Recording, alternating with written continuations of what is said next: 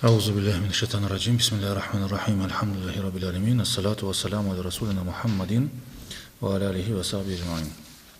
Assalamu alaikum әкімізге. Біз бүгін Қырымда бар болған ислами фирқалар хақында лекциямызны девам етеміз. Мы продолжаем нашу лекцию о течениях и сектах, которые существуют в Крыму.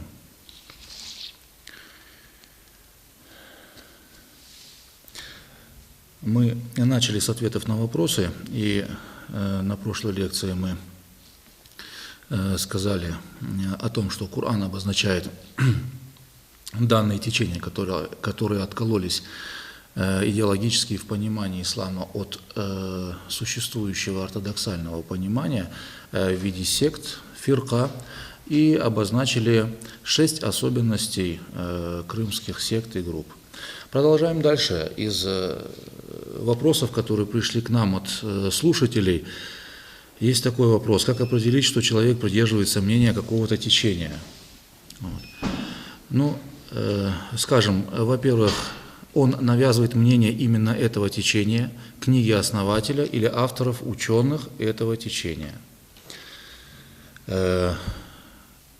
Есть основатели, которые разрабатывали эту идеологию, которые ставили систему иерархии, систему взаимоотношений внутри данной группы, также налаживали систему финансовую, распространение, писали методички и так далее.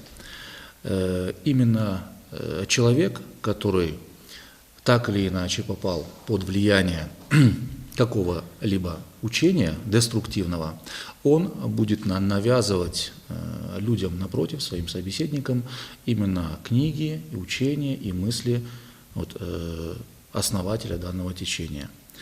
Следующее, естественно, тех людей, которые не согласны с ним или не разделяют его мнение, они будут обвинять. То есть обвинять особенно в куфре, в невежестве, ширке, нововведениях. И будет жесткая и деструктивная критика. Вот это второй признак, получается, нетерпимость к альтернативному мнению, к инакомыслию. И третье, непризнание и неподчинение официальному духовенству.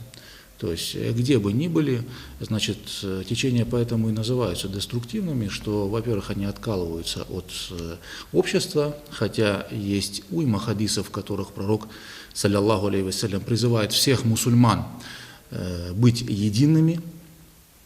И даже есть хадисы, где говорится, кто отойдет от общины мусульман и будет противоречить пути большинства мусульман, тот умрет смертью невежества, а кто хочет, наоборот, попасть в рай, пусть придерживается того пути, по которому следует большинство мусульман и так далее. То есть десятки хадисов есть по этому поводу. И, конечно же, еще деструктивизм проявляется в неподчинении или же в непризнании, в противоборстве существующему официальному духовенству. Дальше у нас вопрос: кто такие ваххабиты, хабашиты, хизбуты, чем они отличаются? Мы, в принципе, по поводу Хизбут Тахрир на прошлых лекциях довольно-таки подробно остановились. Сейчас мы остановимся немножко на ваххабизме, по мере возможности на хабашизме, и, в принципе, разница между ними будет явной. Сегодня постараемся закончить, поэтому будем лаконично выражаться, постараемся, по крайней мере, насколько Всевышний нам позволит это сделать.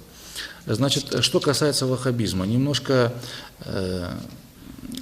уйдем в историю, небольшой экскурс. Мухаммед бин Абдуль-Ваххаб, родился по некоторым данным в 1690 году, по некоторым данным в 1701 или в 1703. Такие расхождения есть. На территории нынешней Саудовской Аравии. Потом начал изучать ислам. Первым его учителем был его отец.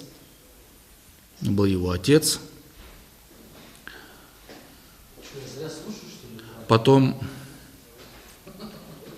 Он продолжил свое обучение у различных учителей, и в 1700, если я не ошибаюсь, в 1937 году он в первый раз в открытую заявил о своем учении, в таком особом понимании единобожия, значит, с критикой традиционной практики, которая бытовала на тот момент в тех местах, в которых он жил.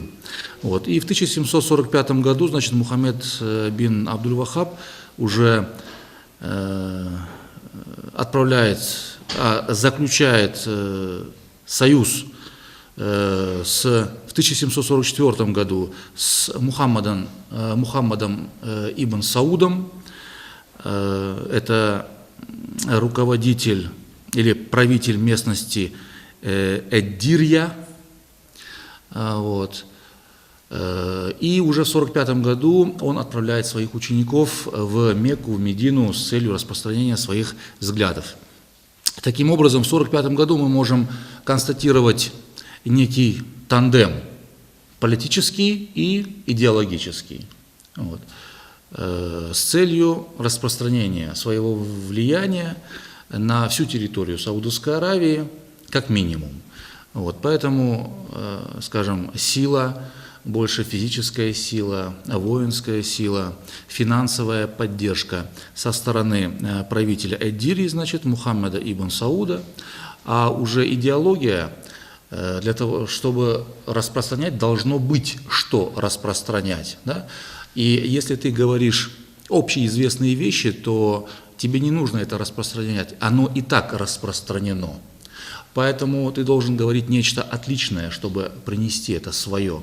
Поэтому, выступив в таком тандеме и изначально начав, скажем, с проповеди, потом это все переходит уже в физическое кровопролитное противостояние с остальным населением, с суннитскими учеными, которые не признают данное учение и выступают против идей, которые распространяются Мухаммедом бин Абдуль-Вахабом. Понятное дело, что Мухаммед бин Сауд является основателем нынешнего государства Саудовской Аравии. Да, в честь него названо. Вот. Его дело потом продолжает его сын после смерти Мухаммада бин Сауда. Поэтому это семья Саудов. Ибн Сауд – это сын Сауда, значит. Вот. Их имена могут быть разные. Кого-то Мухаммед, кого-то Абдуль-Азиз, кого-то там Усман, кого-то Фахд, например, и так далее, и тому подобное. Но они все из рода Сауда. То есть, и поэтому королевство Саудовской Аравии – это значит королевство вот именно данной семьи, данного клана. Вот. Семейное такое государство, скажем так. А ведущие, значит, религиозные роли, как, например, шейхуль-ислям или же ведущие ученые, уже согласно их договору назначаются или же представляет семья Мухаммеда бин Абдуль-Вахаба. Их называют алю-шейх.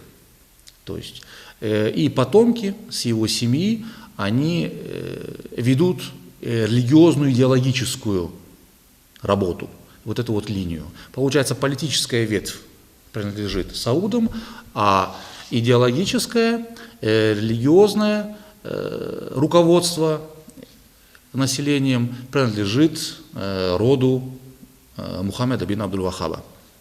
Вот такой тандем. Ну, по поводу деяний я вам зачитаю некоторые моменты.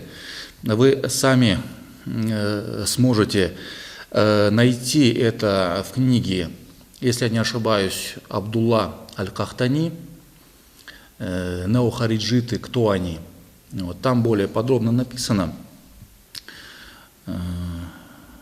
Значит,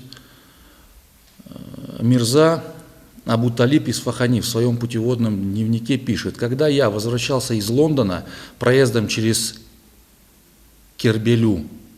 Это недалеко, ну, там такая местность, где Хасан Хусейн, внуки пророка, были убиты. Я увидел там около 25 тысяч воинов-ваххабитов, которые входили в город. Они восклицали: «Убивайте многобожников и режьте неверных». Они убили больше 5000 человек, а раненых было так много, что не поддавалось подсчету. А площадь мавзолея имама Хусейна, мир ему, была наполнена обезглавленными телами мусульман. Масир ат-Талиби, страница 408. Джамиль Саддыки Захави о нападении ваххабитов на местность Таиф, недалеко от Мекки там. Наихудшим актом ваххабитов в 1217 году было всеобщее убийство жителей Таифа, но это по хиджре, 1217 год, где не было проявлено пощады ни малым и ни большим. Убили группу людей, которые обучались Корану, даже тех, которые находились в мечети и совершали намаз, отправили на тот свет. Аль-Фаджр Аль-Садык, страница 22. То есть, если авторы врут, то и я вру. После завоевания Мекки были уничтожены все следы существования великих религиозных деятелей. Они разрушили воздвигнутые здания, указывающие на место рождения пророка ислама, то есть Мухаммада, да благословит его Аллах и приветствует, Абу Бакра, Али, Хатидже, и сравняли их с землей. Также их руками были разрушены древние памятники, которые находились вокруг дома Аллаха. Контр-адмирал, бригадный генерал, директор высшей школы морских сил Османской империи Аюб Сабри пишет: Абдуль-Азиз ибн Сауд, оказавшийся под воздействием проповеди Мухаммада ибн Абдуль-Ваххаба, в первом своем выступлении в присутствии руководителей племен заявил: «Мы должны завоевать все города и селения и обучить их своим заповедям и убеждениям. Для достижения этой цели мы вынуждены суннитских ученых, которые утверждают, что следует традициям и шариату пророка Мухаммада, стереть с лица земли». То есть, чтобы вы понимали, это земли Османского государства на тот момент, поэтому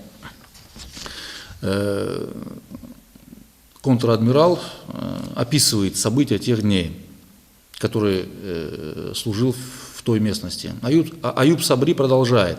Сауд ибн Абдуль-Азиз в 1218 лунном году, по хиджре, значит, когда завоевал священную Мекку, необоснованно убил многих суннитских ученых и множество авторитетных лиц повесил без каких-либо обвинений. Тот, кто проявил упорство и настаивал на своих убеждениях и не принимал новое течение, подвергался разным пыткам. Он разослал глашатаев на улицы и базары, чтобы те кричали: «О люди, входите в религию Сауда и найдите убежище под ее огромной тенью». Тарих Вахабиян, страница 33 и страница 74 и так далее. То есть да, не религия, а понимание религии, да, их секта, секта и так далее. То есть цитат много. Я источник вам назвал, сами почитайте, то есть сами же ваххабитские историки сами описывают времена тех дней и то, что творилось. Ну и в принципе, если вы прокатитесь в Мекку, вы увидите, что там ни одной могилы, ни одного мавзолея там нет. То есть там нет ничего, кроме Каабы, и все.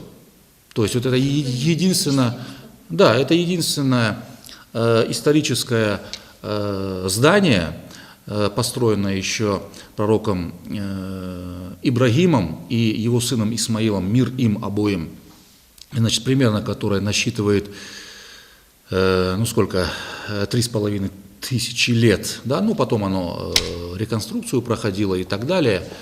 Вот. А вокруг него, казалось бы, должны быть памятники культуры, например, дом пророка, где он родился, где он с Хазретой Хатидже жил и так далее. Этого нет. Например, дом пророка, там, где он родился, там библиотека, современное двухэтажное здание. Где они с Хазретой Хатидже жили, там туалеты построены.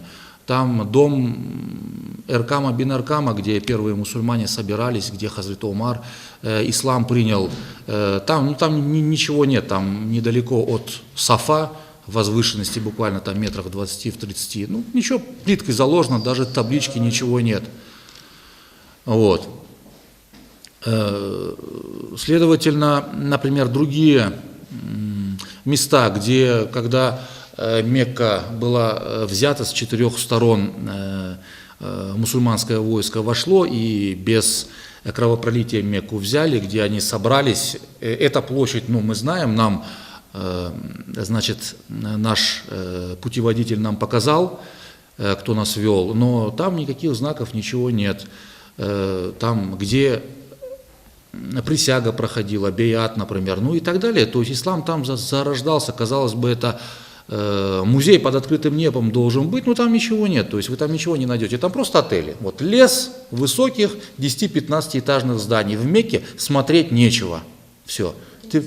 Это не исторический город там, то есть только Месджидуль-Харам, и все, и больше ничего исторического там нет. Ты только ходишь и представляешь, что, возможно, по этим улочкам ходил сам пророк и сподвижники, и все. А точно так же и Медина. То есть не сохранилось ничего, да. То есть только гора Ухуд.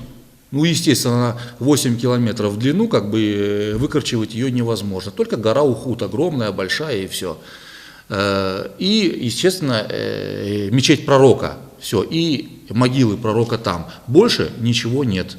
То есть нету исторических зданий, где домов сподвижников, например, где они собирались, где они обсуждали, я не знаю, и так далее, и тому подобное. То есть даже могил сподвижников нет. Например, в Мекке во время Османского государства был построен мавзолей на могиле Хазреты Хатидже в Мекке. Она похоронена, его снесли. То есть, например, мусульмане, которые пали в бою при Бадре, например, их могил нет, вы не знаете, кто где лежит. Там только Хазрет Хамза, мы знаем там в могиле, с кем похоронен, и все, а остальные перенесены в другое место, и, в принципе, никаких знаков опознавательных на том месте нет. При Ухуде, я извиняюсь, не Бадре, а в битве при Ухуде. Вот. А на той площади, где битва сама была, там рынок, то есть орут, торгуют там и так далее и тому подобное. Но сейчас начали немножко убирать, вот в этом году мы ездили, а до этого, то есть, ну и сейчас, в принципе, продолжают торговать тоже. То есть исторических каких-либо мест нету, поэтому все это, естественно, подтверждается. Воочию, вот то, что написано, можно лицезреть, хотя как бы это все памятники культуры, которые должны пробуждать в человеке веру, должны укреплять, наверное, в нем веру, он должен смотреть, он должен мысленно воображать себе вот историю ислама. Это должен быть музей, и это наследие исламское, которое принадлежит не только тем, кто сейчас живут в Мекке, в Медине, это наследие всех мусульман, то есть ни Кааба, ни, скажем, мечеть пророка, или же там дома пророка и так далее, это не может быть наследием отдельных людей или какой-либо семьи, это наследие всех, но люди подходят из того, что если эти реликвии, значит, будут сохранены, то люди будут им поклоняться. Вот теперь перейдем к пониманию, почему они так поступили. Вот, они считают, что люди будут чрезмерно относиться к ним уважительно, превозносить их, это будет ширком, и поэтому, чтобы не допустить ереси какой-либо, или же крайности со стороны мусульман, это все необходимо уничтожить. Ну,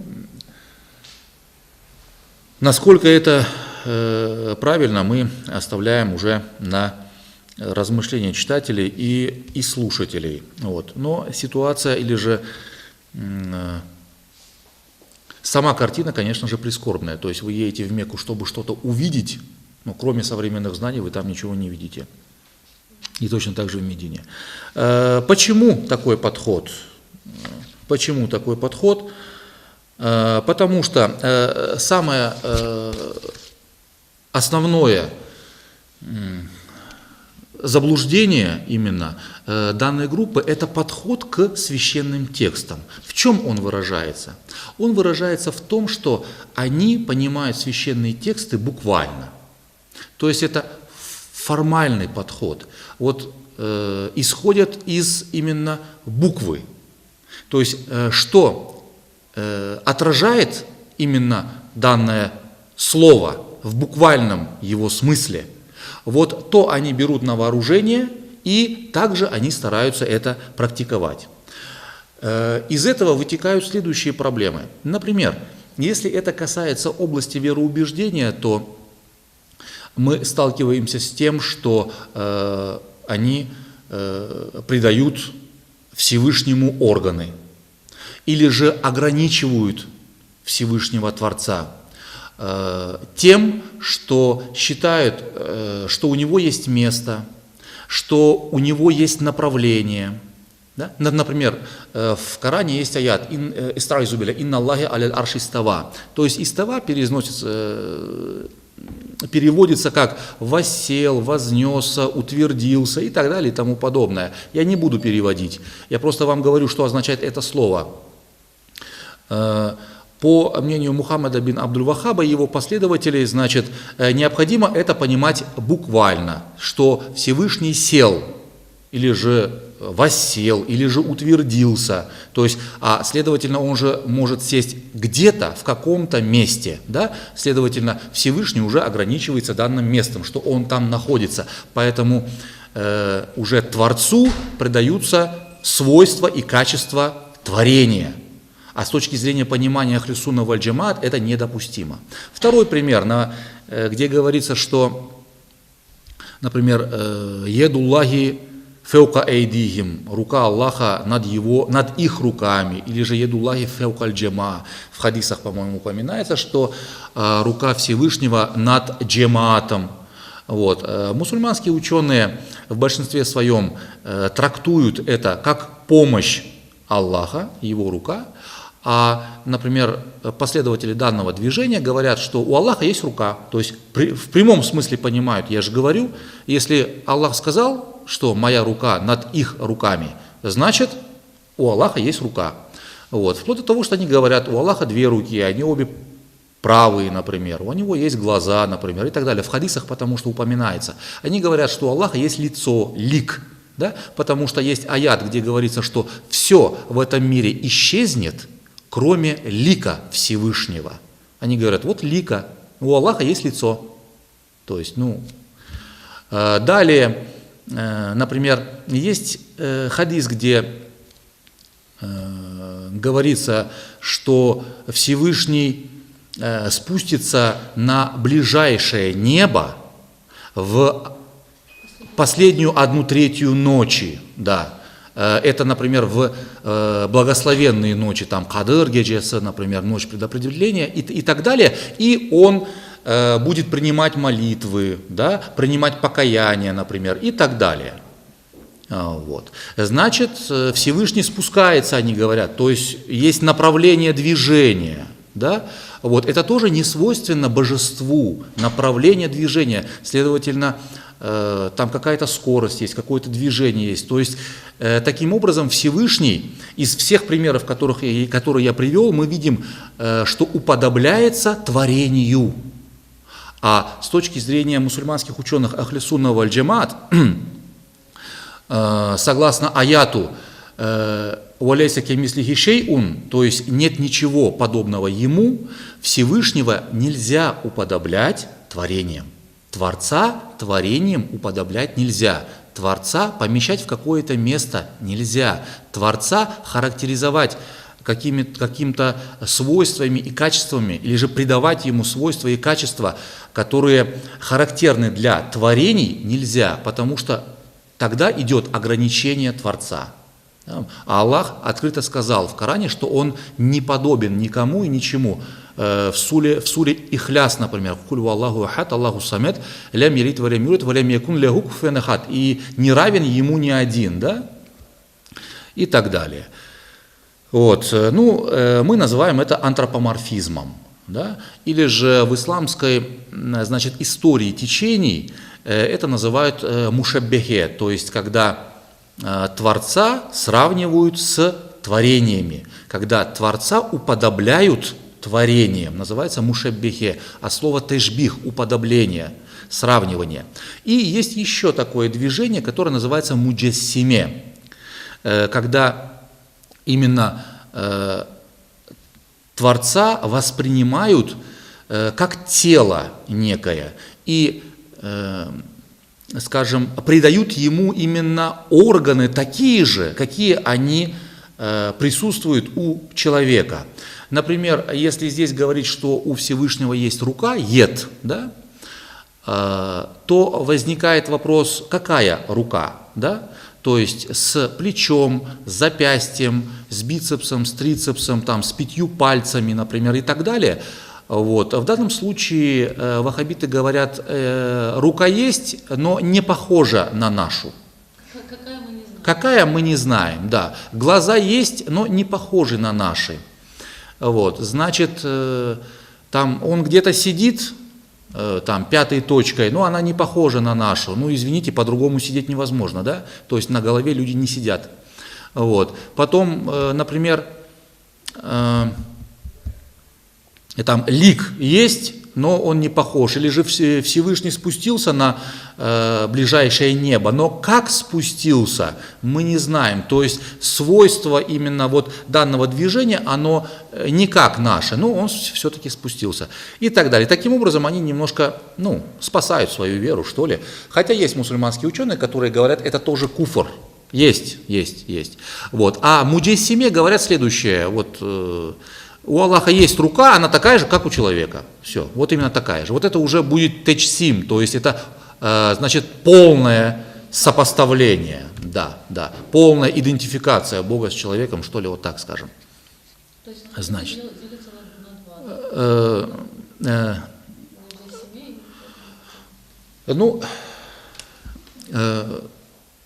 Можно сказать и так.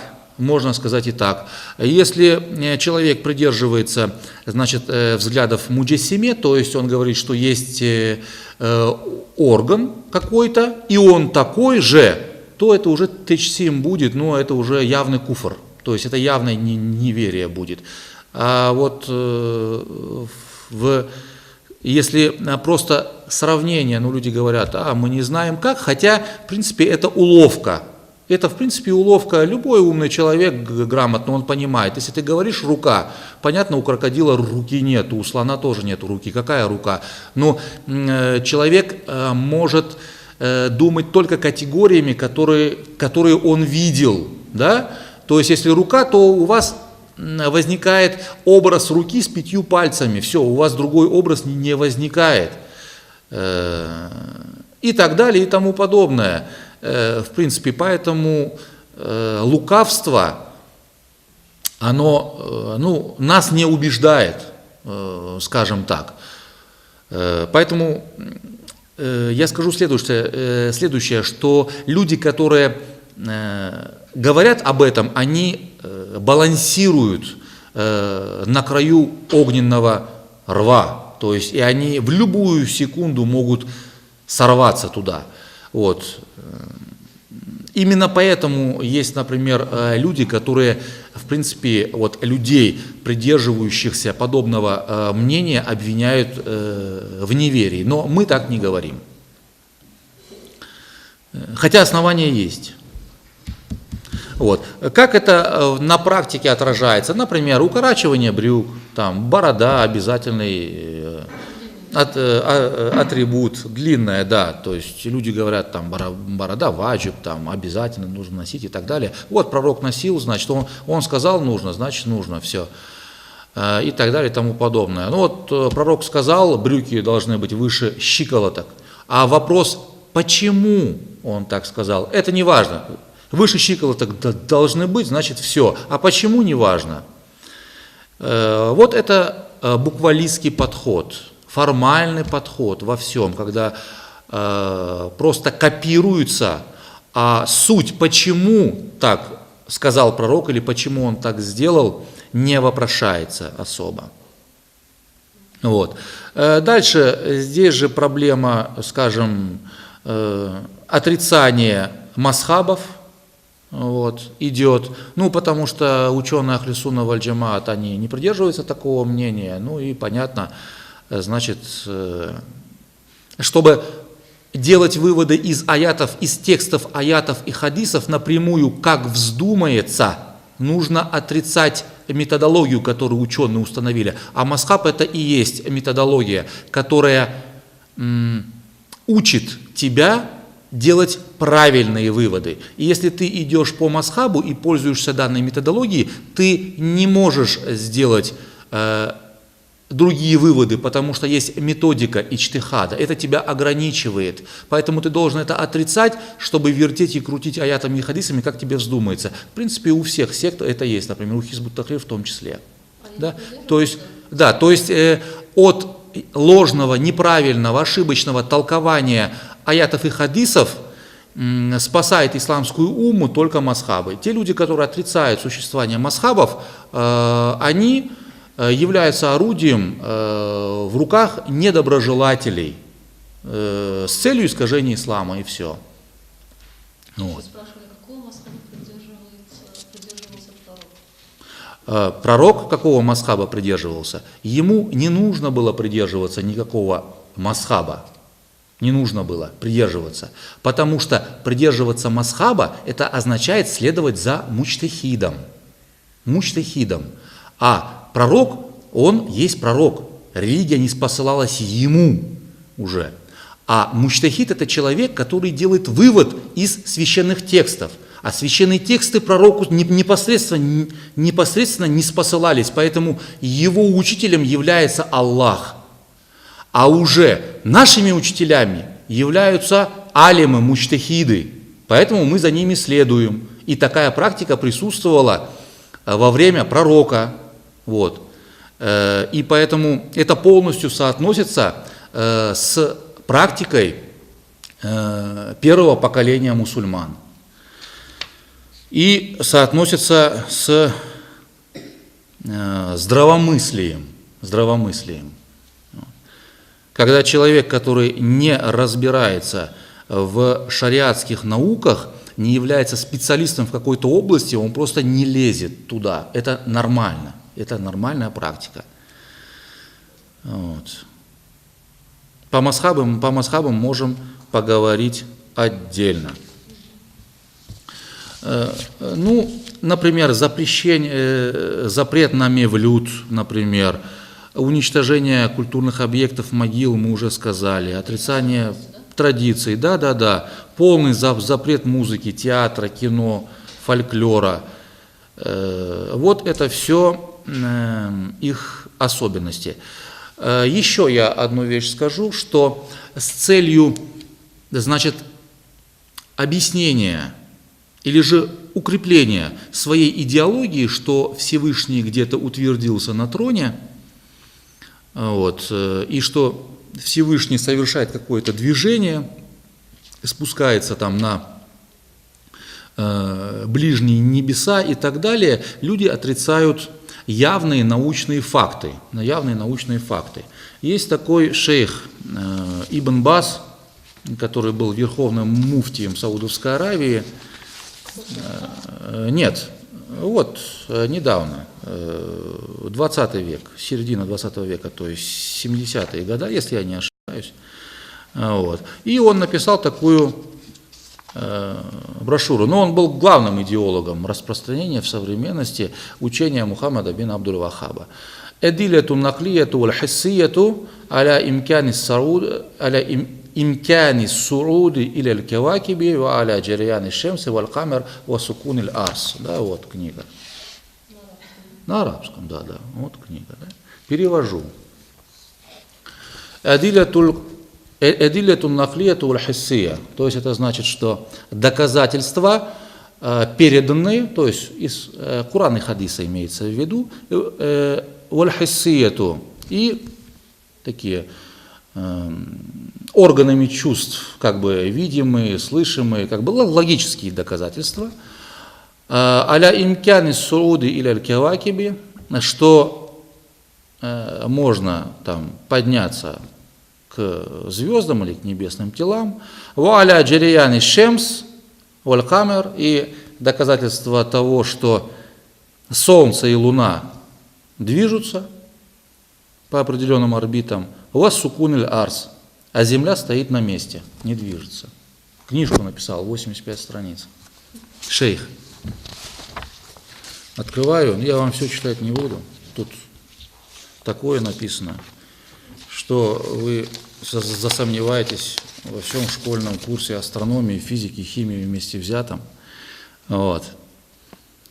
Значит, приводятся аяты Корана, где говорится, что «Осахара шемса валь камер куллун яджри ли аджалим мусемма», то есть Всевышний подчинил вам солнце и луну, и все это движется к определенному месту.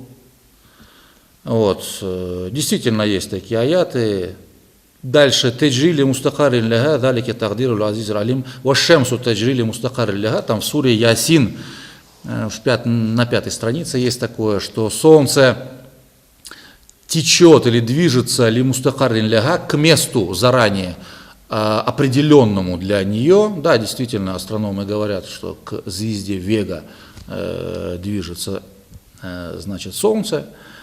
«Далеки тагдиру азиз алим», что это определение могущего и знающего Аллаха, а для Луны «Валь-камара каддарнаху маназиля хатта ада каль урджуль кадим», а для Луны определены, значит, места остановок, вот, фазы лунные, да, и так далее и тому подобное. Значит, и перечисляется здесь аятов много про Луну, про Солнце, везде, где упоминается в Коране, человек перечислил.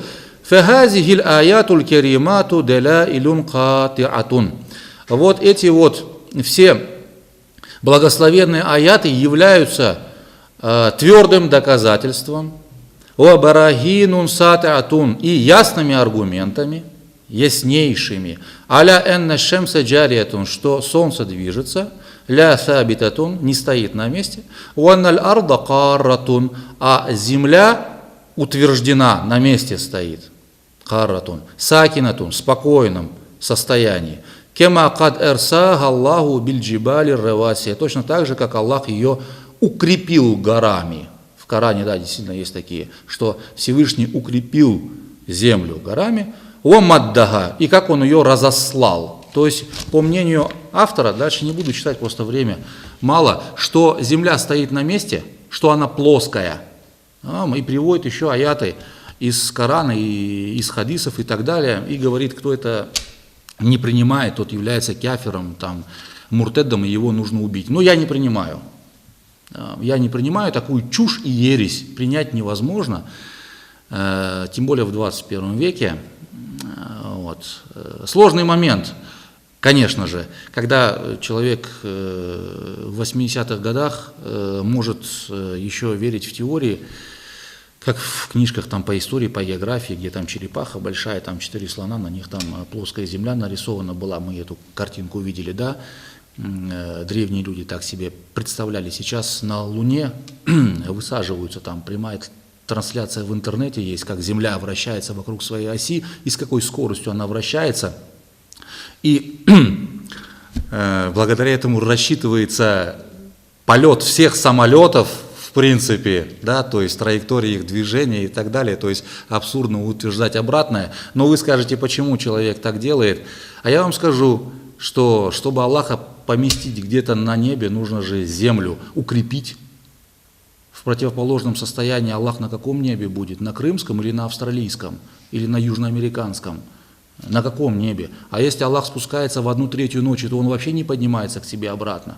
Да, потому что изменение часовых поясов постоянно 1/3 ночи держит на земле. То есть на земле всегда в каком-то месте 1/3 ночи присутствует. Понимаете? Вот. Тогда Аллах раз спустился и уже больше никогда не поднялся. Получается. Да?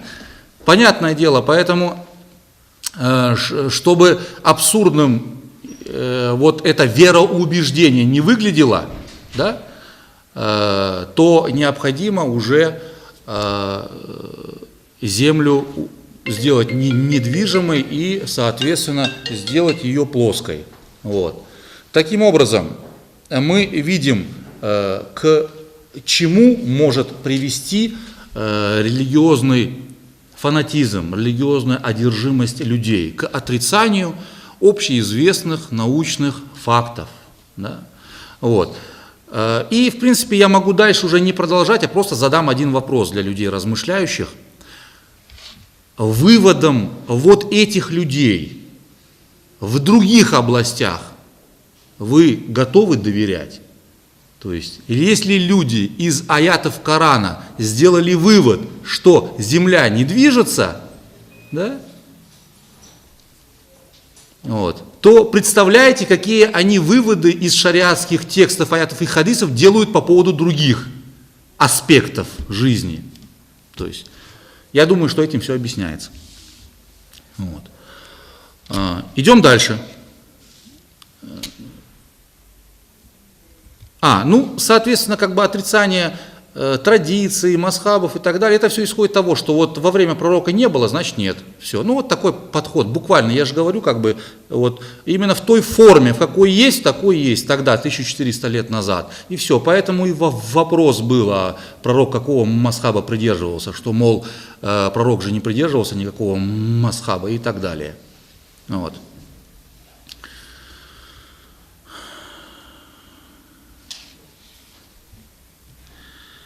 Дальше идем. Хабашизм. Абдулла аль-Харари аль-Хабаши родился в Эфиопии, потом основал свое движение где-то уже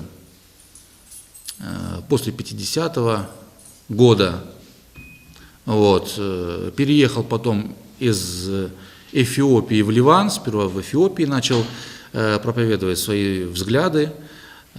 Позже переехал в Ливан. Кто-то говорит, что там возникли недоразумения с местным населением и так далее и тому подобное.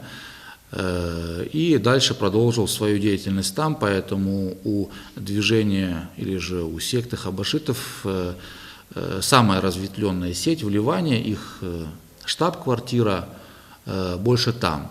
А деятельность в странах СНГ они осуществляют через Духовное управление мусульман Украины, который возглавляет Ахмед Тамим. То есть их центр находится там, идеологический центр. Это украинский муфтият. Вот. И в Крым, в принципе, они распространились тоже оттуда. Их взгляды, это полностью противоположность ваххабизма, чтобы вы понимали. Полные антагонисты, скажем. Если ваххабизм это одна крайность, которую Аллаха сравнивают, или же сравнивают с человеком, там, придают органы, там, место и так далее и тому подобное, то здесь полная противоположность. Они, например, пытаются настолько Всевышнего очистить от всего, что даже в аллегорическом смысле, например, использования слов «милосердный» не допускают. Например, если вы переведете «Бисмилляхи рахмани рахим» как именем Аллаха милостивого и милосердного, это классический перевод, общепринятый, то они говорят «милосердный», да? То есть «милое сердце». Ага, ты предаешь Аллаху сердце, все, ты кафир. То есть, кто бисмилляхи рахмани рахим перевел таким образом, все, он кафир. То есть, те называют всех кафирами, потому что они поклоняются могилам, якобы, а эти обвиняют в куфре, потому что вот ты так перевел. То есть, ты предал Аллаху сердце. Но понятное дело, что там буквально никто это не понимает. То есть, это образное выражение. Это понятно. Вот здесь вот я же говорю, здесь другая крайность.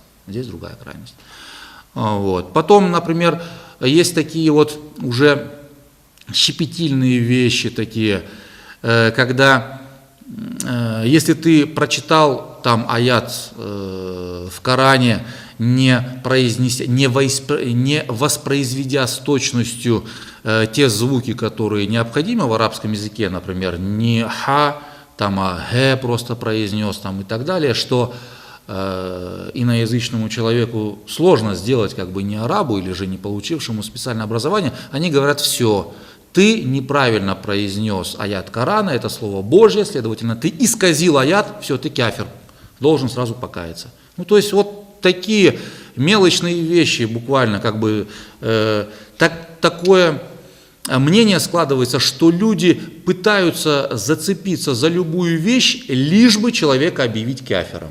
Вот. Пытаются, именно ищут причину, чтобы вытолкнуть за пределы религии мусульман. То есть вот это тоже другая крайность. Естественно, само течение, оно возникло как противоположность ваххабизму, как противоположность, но я же говорю, то есть это уже другая крайность. Соответственно, и вот эта вот особенность, характерная черта сект, как такфир, обвинение в неверии, он присутствует. То есть ваххабиты говорят, если не вы думаете не как мы, вы неверные, эти опять, если вы как ваххабиты или же не как мы хотя бы, то вы тоже неверны.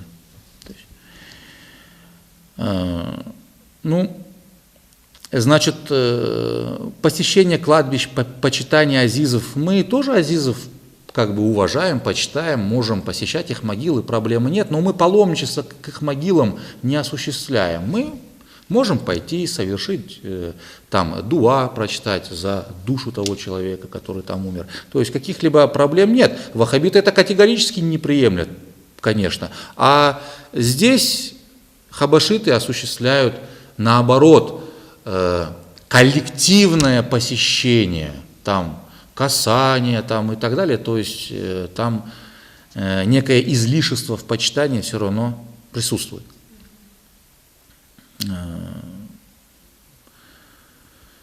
Еще один момент есть. Самая главная проблема это вот такфир, наверное, у них. И, конечно, неуважительное отношение к сподвижнику, например, Хазрат Муавие бин Аби Суфьян. У Хизбут Тахрира тоже это присутствует. Они говорят, что я рассказывал вам историю сражения при Саффине, когда из-за чего все началось, что Муавие выступил в сражении против Хазрата Али. Вот. Я тогда сказал, что мусульманские ученые, они не комментируют это, то есть не дают оценки, не делают оценочных суждений. Они говорят, это сподвижники, они оба были муджтахидами, это их мнение, Всевышний рассудит на том свете. Но как Хизбут Тахрир, так и хабашиты в данном случае, они говорят, что Хазрат Муавие был бугат, то есть он выступил против, был бунтарем, он выступил против правителя, это великий грех. Но в отношении сподвижника такое говорить нельзя. Хизбут Тахрир тоже такое утверждал. Они говорили, что он пошел на поводу у своего нефса, он жаждал власти и поэтому выступил против Хазрата Али. Вот. Но Муавие один из известных сподвижников, то есть он кятибуль вахи, он один из писцов откровения, то есть он записывал Коран, когда Коран не спосылался пророку, поэтому тот Коран, который вы читаете сейчас в виде книги, мусхаф, это в том числе благодаря ему вы читаете Коран. То есть нам не пристало их судить. Всевышний сам рассудит, кто был прав, а кто нет из сподвижников. Вот. Это наш подход Ахлю Сунна валь Джамаат.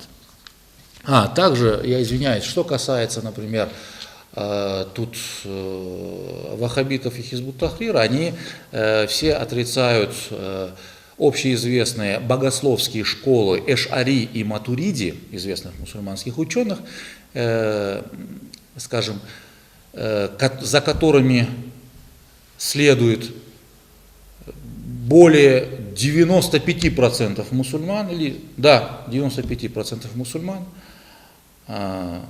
Вот. Значит, ханафиты являются в вероубеждении матуридитами, значит, шафииты и маликиты являются ашаритами в вероубеждении. Вот. А ханбалиты, они являются салафитами, то есть они придерживаются салафитского подхода, салафитского масхаба не существует. Вот. И здесь нужно еще раз подчеркнуть, что те люди, которые на данный момент в Крыму называют себя салафитами или же ахля сунна, они таковыми не являются. Да? То есть почему? Потому что ваххабизм уже получил дурную славу, это слово вызывает отторжение, поэтому они пытаются смягчить первое мнение о себе, но они являются ваххабитами, то есть они салафитами не являются. Почему? Я объясню почему. Потому что селеф – это значит праведные предки. Вот. Они говорят, мы подходим к атрибутам Творца так же, как подходили праведные предки. Но нет. Это ложь. Это не ошибка, это ложь. Потому что праведные предки вообще не объясняли и не трактовали и не переводили те слова в Коране, которыми Всевышний себя описал. То есть, например, если Аллах говорит, что Аллах сделал истива на троне, то что такое истива? Они даже не переводят. Они говорят, смысл истива известен,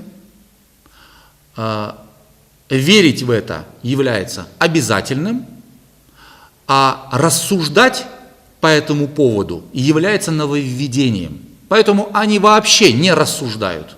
Они говорят, Аллах сказал истива, все, как хочешь, так и понимай. Не переводят. Вот эта позиция селеф. Это позиция, это одна из позиций Ахлю Сунна валь Джамаат. Я согласен, да.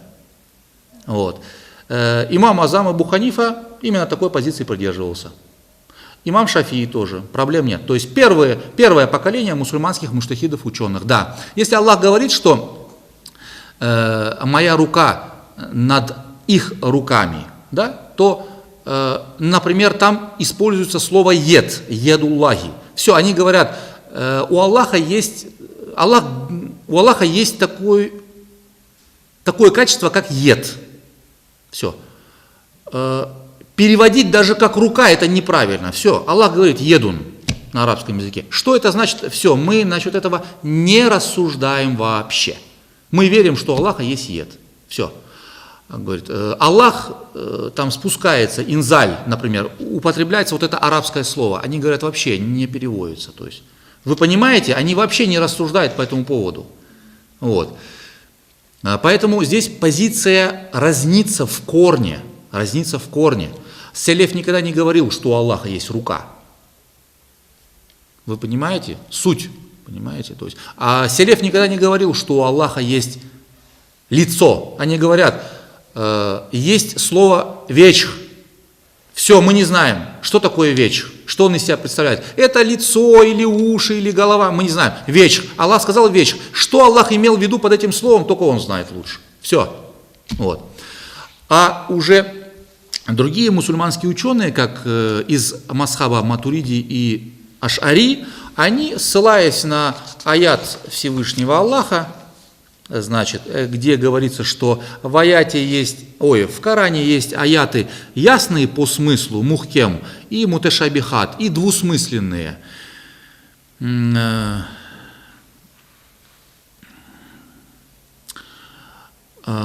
И люди, которые желают смуты, они обсуждают по поводу, они рассуждают по поводу конечного смысла данных аятов, двухсмысленных, неясных по значению. И говорится, «Вама яляму та'вилеху илля-Аллах». И не знает никто их значения доподлинно, кроме Аллаха. Вот здесь можно поставить точку. Вот, селеф здесь ставит точку. Допустимо подобное чтение, подобная расстановка знаков препинания в аятах Корана, потому что в арабском языке знаков препинания нет вообще. Вот. Но дальше аят не заканчивается, он продолжается. «Варрасихуне фил ильми якулюна аманна бихи кулюн мин инди раббина». А обладающие глубоким знанием, расихуна фил ильм, говорят, мы уверовали во все, что пришло к нам от нашего Господа. Все, «Вама язекеру илля улюле эльбаб», и кроме обладающих разума, никто это не поймет или же не внемлет этому наставлению. Но уже другая часть мусульманских ученых, более позднего поколения, они говорят, что допустимо чтение данного аята, не ставя запятую вот там, где доподлинно значение знает только Аллах. доподлинно знает значение только Аллах и люди, имеющие глубокие знания. Все. Следовательно, эти люди тоже знают значение этих неясных или двусмысленных аятов, и эти люди также говорят, что мы веруем во все, что пришло от Аллаха. Изан, дослушаем, иншаллах. Следовательно, согласно второму варианту чтения данного аята, Аллах может знать и те, кому Аллах даровал глубокие знания.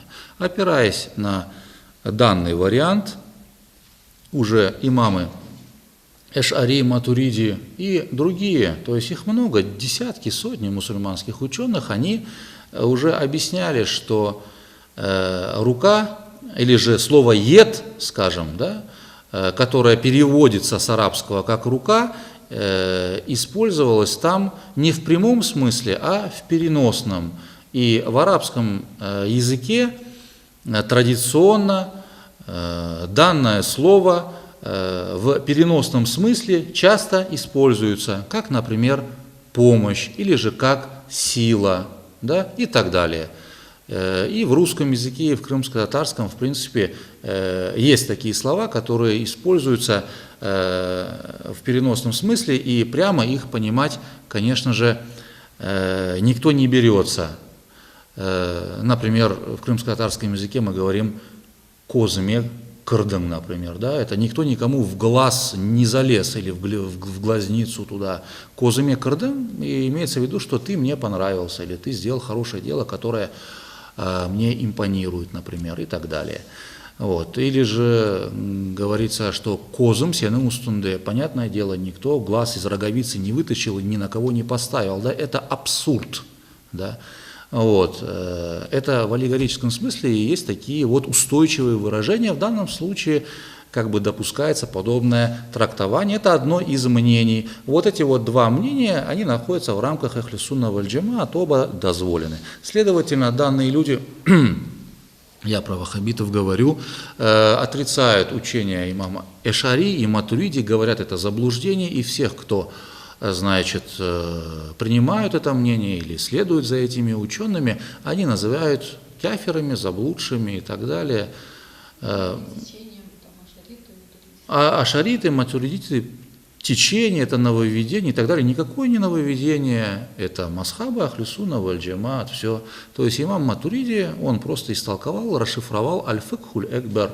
То есть имам Азам, Абу Ханифы, там ясно так и пишется, он и сам был ханафитского масхаба, и поэтому все ханафиты, а их более 750-800 тысяч, миллионов мусульман во всем мире, все матуридиты. Просто они не знают этого, но на самом деле они матуридиты. То есть, если кто-то хочет сотни миллионов мусульман обвинить в неверии, это право очень опасное деяние. Как бы Всевышний, я думаю, спросит на том свете за это.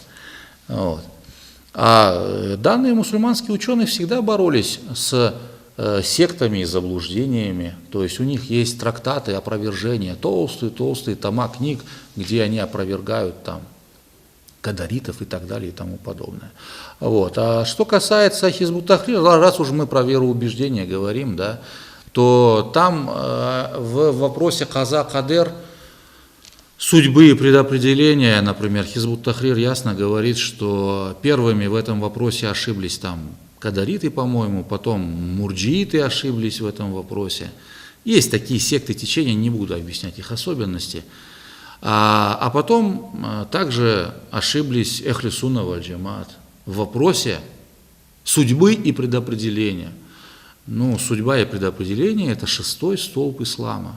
Да? Если Ахлю Сунна валь Джамаат ошиблись в вопросе судьбы и предопределения, как утверждает идеологи партии Хизбут Тахрир, то значит 1400 лет мы неправильно верим в один из столпов ислама.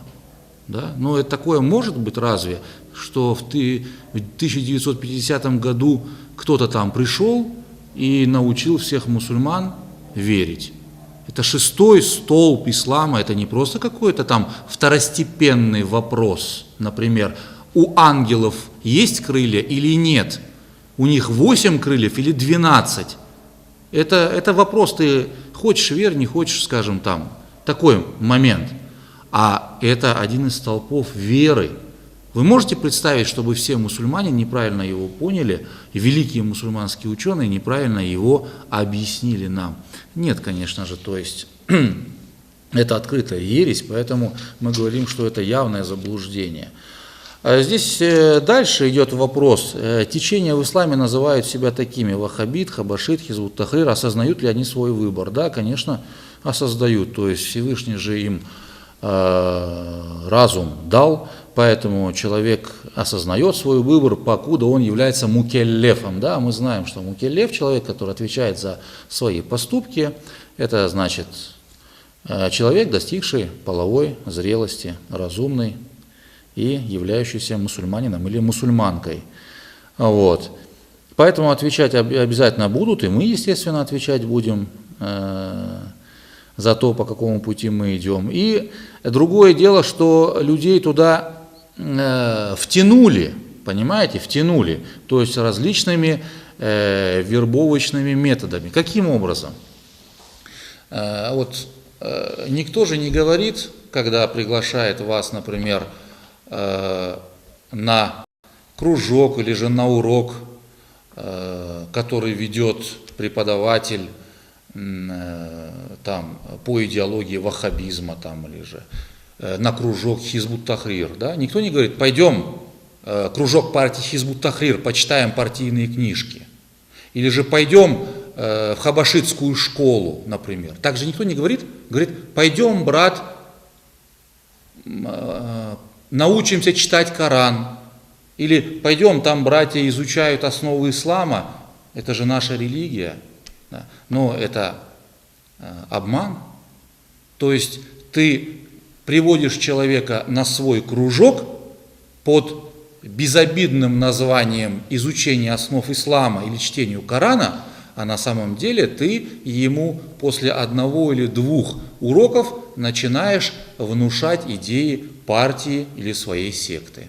То есть, таким образом человека, получается, обманным образом втянули в свое движение. Но в любом случае у каждого человека есть разум, и он должен фильтровать ту информацию, которая к нему приходит. Далее, люди из течения называют себя ахли сунна валь джамаат.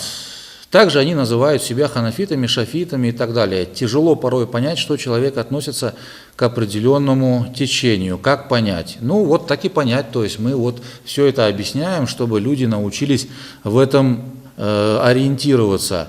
По поводу ахлю сунна валь джамаат я уже сказал, что никаких ахлю сунна валь джамаат в Крыму нету, кроме традиционного понимания ислама. Все, кто так себя называют, например, точно так же издаются книги на намаз по сунне пророка, а все остальные по какой сунне делают? По сунне шайтана, что ли, делают? То есть непонятно. У нас один учитель был в университете и говорит, профессор, говорит, пригласили меня один раз тоже, значит, на тусовочку одну такую, религиозную, и говорят: мы, скажем, берем свое учение там по цепочке, которая восходит к пророку, от Абу Бакра, там от Хазрета Али и так далее. Я, говорит, сидел и спрашиваю, говорит, у них: хорошо, вы, говорит, опираетесь там на пророка, а мы что, на стенку опираемся? То есть риторический вопрос. Поэтому это все красивые слова, лозунги для того, чтобы прикрыть свое субъективное понимание ислама. Субъективно. Например, нормальные люди, нормальное учение, оно в этом не нуждается. Да. Просто учусь тахарату и намазу, книга, изданная духовным управлением. То есть все.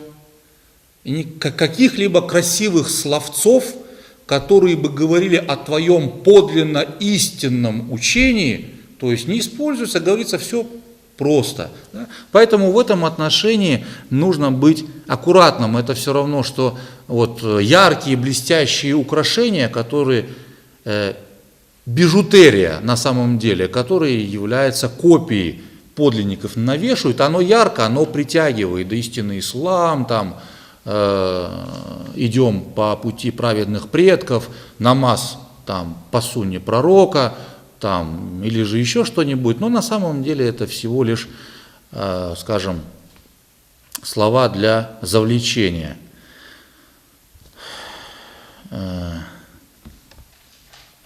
Ну, как понять? Вот я, наверное, могу кратко перечислить следующие моменты, что, во-первых, люди, которые говорят, что они ахле сунна валь джамаат, они будут созидать, а не разрушать. По делам вы их увидите. Дальше. Они будут придерживаться большинства мусульман. По этому поводу есть хадисы, достоверные, очень много, очень много. Пророк говорит, кто отошел от общины, тот умрет смертью там, невежества. Кто хочет попасть в середину рая, пусть придерживается большинства мусульман. Савадуль азам употребляется и так далее. То есть нету хадисов, которые говорят, если вы впали в разногласия, то обратитесь к саляфам. Таких хадисов нет. Есть хадисы, если вы впали в разногласия, не можете найти общий язык, то обратитесь к Корану, к Сунне и придерживайтесь пути большинства. Вот на земле 1 700 000 000 мусульман. Ну, примерно, скажем, 1 350-400 000 000 примерно суннитов, да, если я не ошибаюсь. Вот. Ну, из них там, кто придерживается другого мнения, там даже не 1% из этой цифры, не 1%. 99% мусульман так не придерживаются. Да даже если Крым взять, например, да, то есть здесь противоречие ясным хадисам, нужно придерживаться большинства. И тем более есть хадис, где пророк говорит,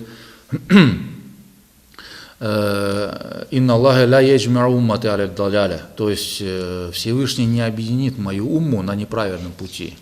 Не объединит мою умму на неправильном пути. Вот. И еще один момент, наверное, я скажу. Вот все, что я рассказывал, если проанализируете, например, ваххабиты возникли как, чтобы исправить, там, по их мнению, многобожие, нововведение. Хизбут Тахрир, чтобы исправить порочную реальность, там, угнетение мусульман и так далее. Хабашиты против ваххабитов и хизбутов.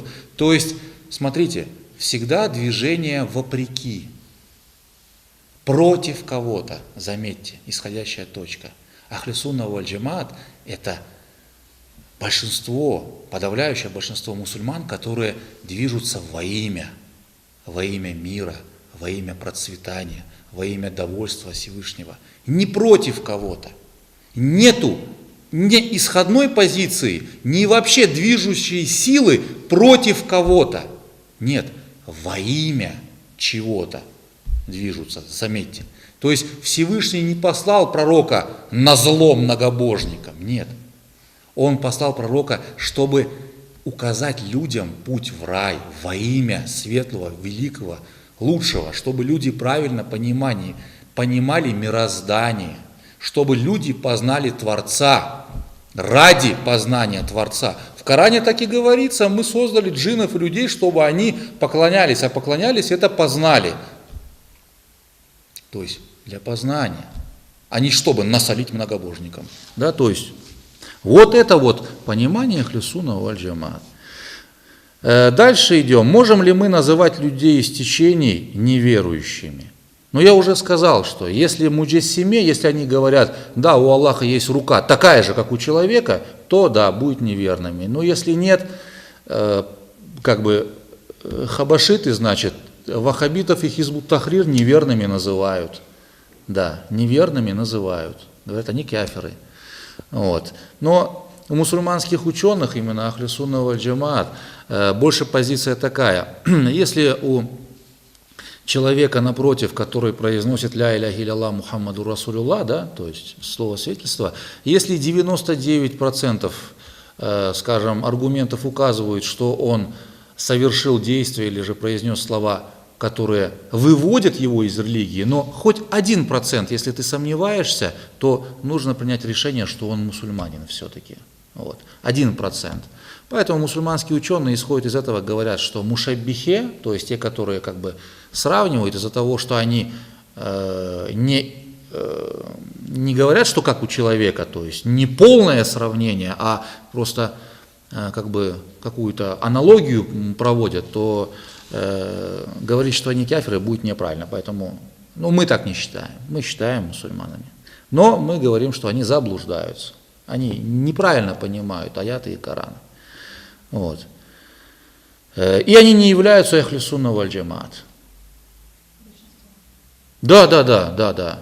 Ни ваххабиты, ни хизбут тахрир, ни хабашиты не являются ахлю сунна валь джамаат. Да. Мы не говорим, что они не мусульмане, они считаем, что они мусульмане, но они отклоняются от понимания именно большинства мусульман. То есть так, как оно пришло в хадисах, и так, как понимают ислам и практикуют большинство мусульман, подавляющее большинство мусульман. Ахлю сунна валь джамаат именно это и есть, джамаат, то есть это община, то есть тот путь, по которому идет подавляющее большинство мусульман. Они, конечно, отклоняются, но я отклонение только что я перечислил, в принципе. Вот. В чем отклоняются? То есть даже в вероубежденческих аспектах и в понимании Аллаха, то есть отклонение присутствует. Дальше идем. Судя по вашей логике, правильно только у вас. Это же признак секты получается, я запуталась. Ну, тут нечему путаться. Правильно только у вас. Ну, разве я сказал, что правильно только у нас? Я сказал, у нас правильно, но я не сказал, что только у нас правильно. А я все признаки сект перечислил. Они говорят, что только мы правы, единственно мы правы. Они делят всех людей на тех, которые придерживаются их мнения и не придерживаются их мнения. А у нас картинка мироздания не черно-белая, у нас картинка мироздания цветная. Да? То есть Full HD у нас камера, альхамдулилля. Да, мы все тона видим. Да, поэтому мы не говорим, кто не придерживается нашего мнения, он кафир. Я только что об этом сказал. Мы говорим, они не правы, они заблуждаются. Я же не называю их кафирами, я сказал же. То есть поэтому, во-первых, мы не монополизируем истину. Да. Но мы считаем, что мы правы, это наше право. Естественно, если бы я так не считал, я бы это не произносил. Понятное дело. То есть и у каждого человека есть право считать, что он прав. Но у него нет права отменять или же искажать ислам, или же ясные тексты Корана, это раз, и не признавать право за другим иметь свое мнение. Вот. А обвинение в неверии – это уже не признание за другим права иметь иное мнение. Да? То есть ты сразу клеймишь его кафиром, не мусульманином. Все. А что, находясь в исламе, у него альтернативного мнения не может быть, он обязательно должен с тобой согласиться, тем более, что это субъективный взгляд какой-то группы твоей. Если ты, скажем, голову из песка вытащишь и посмотришь вокруг, ты увидишь, что 99% мусульман не думает, как ты. То есть, и только ты считаешь, что ты прав, и что ты решил научить мусульман, которые практикуют эту религию 1400 лет, правильному вероубеждению. Ну, это смешно. Поэтому, наверное, такой человек должен самокритично взглянуть на себя и на свои убеждения все-таки. Вот. Поэтому мы наставляем, мы разъясняем ошибки с любовью и без агрессии. Вот. Кроме того, я хочу сказать, что перед вами находится официальное духовное управление, избранное народом и наделенное полномочиями на регулировку религиозной жизни, на разъяснение исламского вероучения. согласно аяту, где говорится, что мусульмане, женщины и мужчины являются друзьями друг друга, они призывают к добру и запрещают порицаемое, поэтому наша обязанность разъяснять правильное и удерживать мусульман от неправильного, разъяснять им, где, скажем, ложное учение, не соответствующее Корану и Сунне. Для этого мы существуем, поэтому мы это делать будем, кто бы что ни говорил. Я и еще одну аналогию приведу, чтобы у данной слушательницы, скажем, вот путаницы не было. Вот представляете, например, какая-то частная организация, контора, где 2-3 человека, они говорят, финансовое состояние в Республике Крым такое, а Минфин говорит, нет, не такое, кто лучше знает? Министерство финансов, финансовое состояние республики, или же эти 2 человека? Кто знает, сколько в казне денег там, я не знаю, министерство там казначейства, или который человек тут ходит, смотрит и по каким-то, скажем, статьям в газетах, в журналах сделал какие-то выводы. Нет, поэтому путаться тут совершенно нечему. Нужно быть просто внимательным к тем именно характерным чертам, которые я перечислил, которые присутствуют у сект и движений.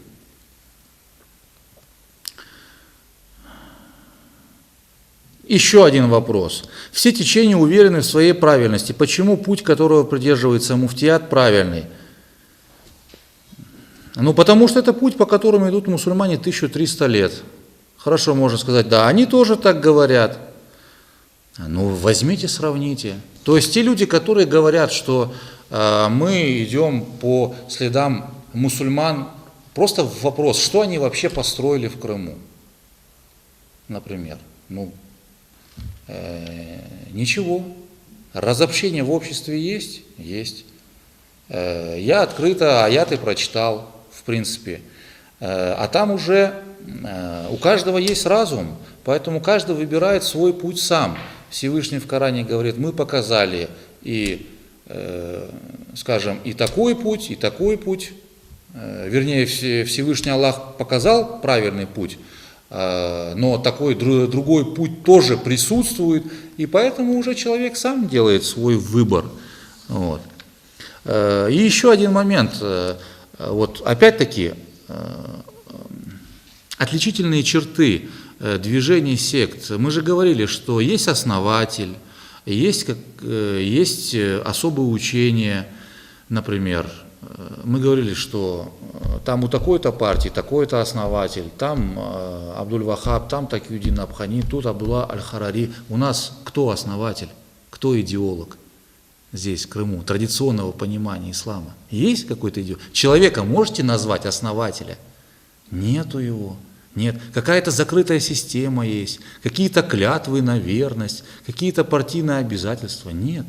То есть просто человеку нужно, вот тот материал, который я дал, его нужно просто, скажем, осмыслить и применить на практике. Я же дал критерии.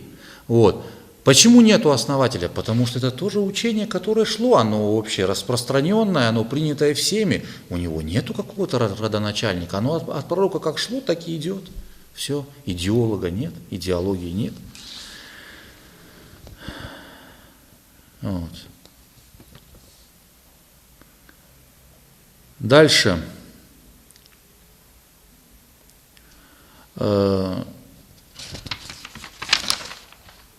Какие-то еще вопросы были. Как определить, что человек придерживается мнения того или иного течения? Ну, это мы опять-таки сказали. Не буду дальше возвращаться. Единственное, вот есть один абзац исследователя. Хочу процитировать.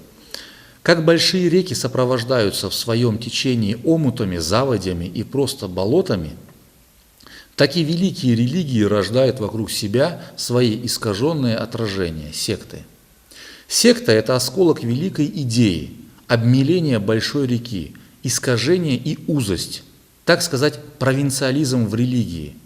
Если мы встречаем религиозное учение, которое не принимает в себя всей истории человеческой мысли, не понимает этой истории, не объясняет ее, проходит мимо, не благословляя и не осуждая, а просто не замечая того или иного факта человеческой жизни, астрономии, физики, химии, Земли круглой, мы имеем дело с сектой. Если какое-нибудь религиозное движение не животворит, не возрождает те страны, по которым оно протекает, и те народы, в которые оно вхоже, если под его влиянием не расцветает человеческая мысль, мы имеем дело с сектой. Если, наконец, отдельные последователи данного учения не приобретают мудрости, чувства связанности со всем миром, в его прошлом и настоящем, то это учение не всецелая животворящая истина, а секта. Все. В чем обаятельность секты? В ее доступности и простоте, в примитивности. То есть, как обезопасить себя, как изучать ислам и не попасть в секту? Спросили. Как обезопасить себя? Во-первых, изучать ислам из общеизвестных источников, где есть автор, и стараться изучать ислам из официальных источников, а не из брошюр, которые кто-то где-то раздал в маршрутке или при выходе из мечети или еще где-то. Придерживаться мазхабов, потому что мазхаб – это гарантия того, что ты идешь по пути ахли сунна валь джамаат. Если кто-то критикует мазхабы и призывает выйти, все, знай, что тебя зовут в свободное плавание, да, где компас тебя не спасет, у тебя компаса нет. Компас являются наши ученые. Дальше. Мнение каких ученых необходимо придерживаться и почему? Придерживаться нужно ханафитского мазхаба. Все. Возьмите Иль-Михаль, то есть общеизвестную настольную книгу мусульманина, изучите ислам, 5 столпов ислама и практикуйте. Все. И если авторы могут быть различные, я говорю, чтобы был официальный источник, да, официальный, не какой-либо автор, которого вы не знаете, например, официальный. И еще дальше есть вопросы. Какие книги про секты вы порекомендуете? Я вот принес здесь некоторые книги, которые существуют в России, напечатаны есть.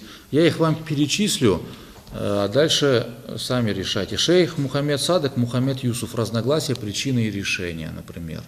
То есть известный мусульманский ученый советского времени, постсоветского времени, муфти Узбекистана, Алла Рахмет Элесан.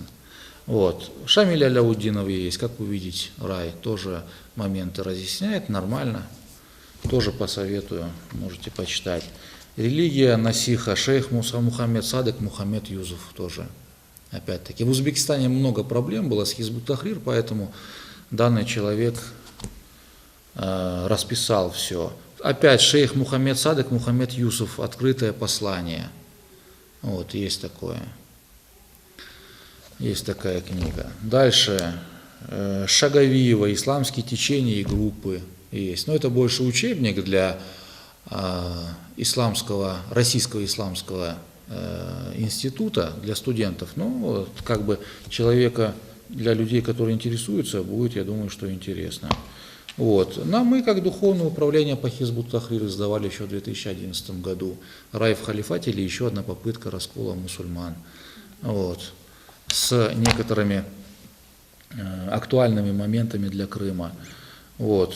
Дальше нововведение религиозной традиции крымских татар. То есть здесь больше ваххабитам, наверное, ответ есть, которые критикуют и делают ревизию крымско-татарских религиозных традиций. Это уже мое авторство. Раз. Мезхебы в исламе. Опять-таки, недавно мы взяли книгу, на прошлой неделе я, в принципе, всем раздал. Вот. Тоже как бы на один из вопросов, которые подвергаются критике со стороны различных сект, здесь ответ есть. Вот. Ну и есть еще мелкие всякие брошюры. Вот. И еще я произнес книгу, значит, Аль-Кахтани, только не Мухаммед, а Абдулла Аль-Кахтани. Будьте внимательны. Кто они? Неохариджиты. Издательство «Иман» — это духовное управление мусульман Татарстана.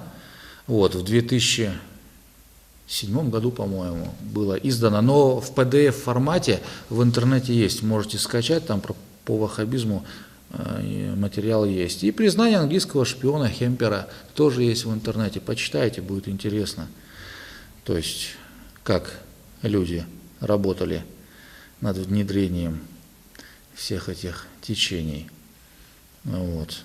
Саид Рамазан Аль-Буты, Салафия есть.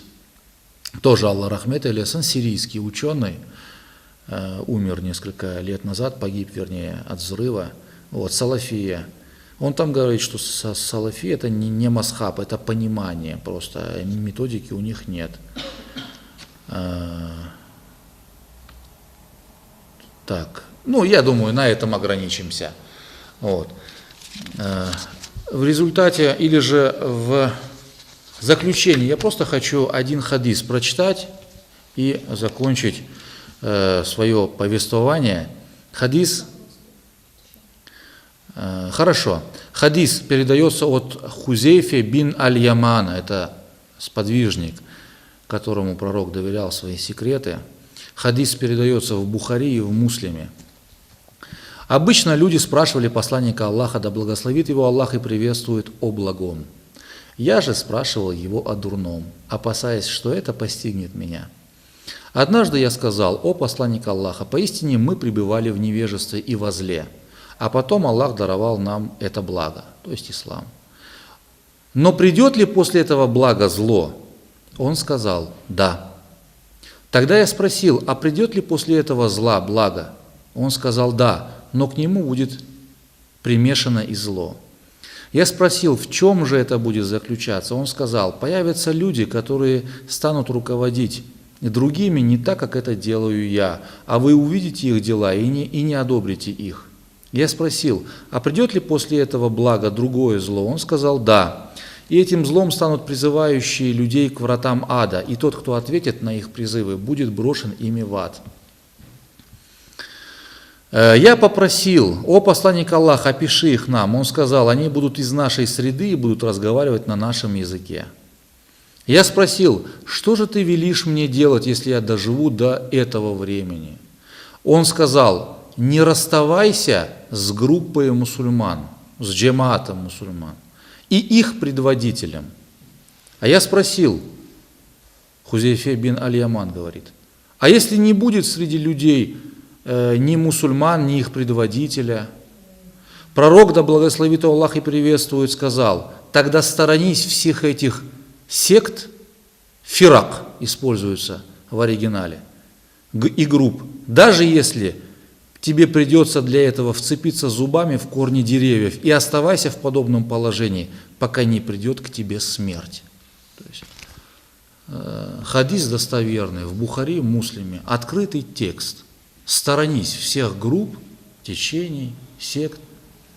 То есть я думаю, что после данного хадиса всякие слова излишни, но наше было неким пояснением. Аллах эпинзден разос. Вопрос. Что вы скажете относительно того, что матуридиты, так же как и Нахтани, обвиняли ашаритов в джаббаризме? В чем обвиняли? В джаббаризме. В джаббаризме.